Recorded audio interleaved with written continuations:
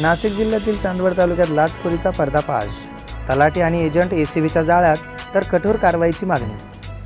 शेतजमिनीच्या सातबारा उतार्यावर नोंद लावून देण्यासाठी 8,000 रुपयांची लाच मागणाऱ्या तलाठी आणि एजंटला नाशिक लाचलुचपत प्रतिबंधक विभागाने रंगेहात पकडले असून तडजोडीनंतर 4,000 रुपयांची लाच स्वीकारणाऱ्या या दोघांविरोधात गुन्हा दाखल करण्याची प्रक्रिया सुरू आहे।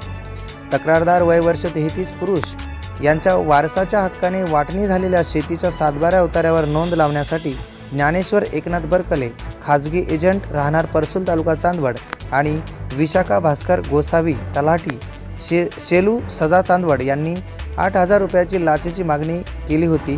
तर त्यानंतर तडजोडीनंतर 4,000 रुपये घेण्याचे ठरले आणि दिनांक 3 मार्च 2025 रोजी पंचांग ही रक्कम स्वीकारताना एसीबीने त्यांना पकडले असून आरोपींच्या झडतीदरम्यान मोबाईल जप्त करण्यात आला असून पुढील तपास सुरू आहे। लाचेचे 4,000 रुपयाची रक्कम हस्तगत करण्यात आलेली असून दोघांविरोधात भ्रष्टाचार प्रतिबंधक अधिनियम 1988 चे कलम 7/2/12 अंतर्गत गुन्हा दाखल करण्याची प्रक्रिया सुरू आहे। सर्वसामान्य शेतकऱ्यांच्या हक्काच्या जमिनीच्या नोंदींसाठी लाच घेणाऱ्या अशा सरकारी अधिकाऱ्यांवर कडक कारवाई व्हावी अशी आता नागरिकांकडून मागणी होत आहे।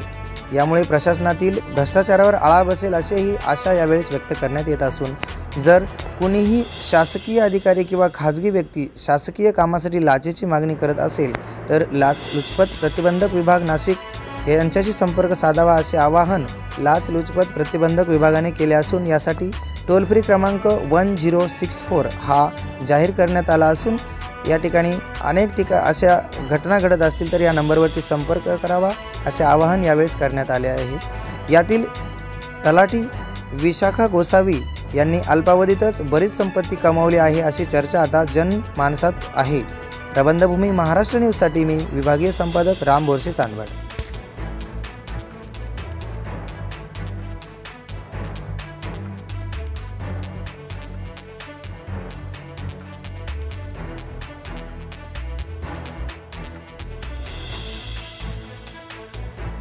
ताज्या व महत्त्वाच्या बातम्या बघण्यासाठी प्ले स्टोअरवर जा, प्रबंधभूमी ॲप डाउनलोड करा व या धावपळीच्या जीवनात अपडेट रहा।